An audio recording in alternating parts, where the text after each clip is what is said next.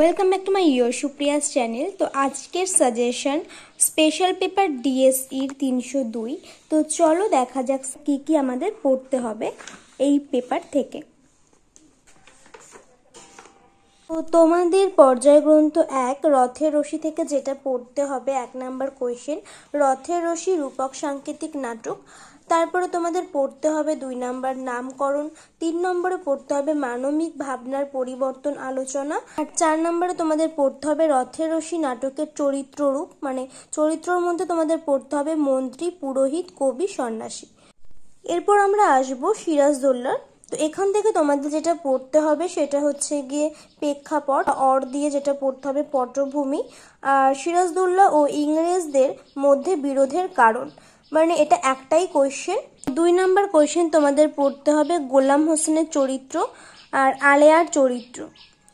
তো এরপর আমরা আসবো পর্যায় গ্রন্থ 3 থেকে দেবী গর্জন। এখান থেকে তোমাদের যেটা পড়তে হবে এই নাটকের শেষ দৃশ্যের প্রয়োজনীয়তা আলোচনা। 2 নাম্বার পড়তে হবে নামকরণের সার্থকতা। তো 3 নম্বরে পড়তে হবে লোকায়ত সংস্কৃতির যে পরিচয়, সেখান থেকে তোমাদের পড়তে হবে। আর 4 নম্বর রয়েছে ভাষা সংলাপ আলোচনা, ও 5 নম্বরে পড়তে হবে গণনাট্য ঐতিহ্য। তো এবার দেখা যাক আমাদের পর্যায় গ্রন্থ 4 নাম্বার থেকে পড়তে হবে, পর্যায় গ্রন্থ 4 থেকে রাজরক্ত।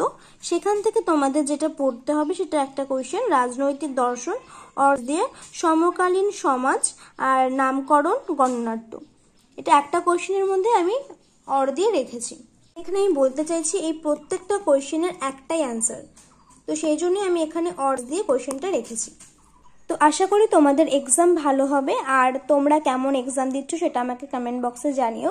তো তোমাদের রিকোয়েস্টে আমি এই ভিডিওটা করলাম, আর একটুখানি ভিডিওতে তোমরা লাইক করে দিও, কারণ তোমরা ভিডিওতে লাইক করছো না, যে জন্য আমি পজিটিভ এনার্জি পাচ্ছি না।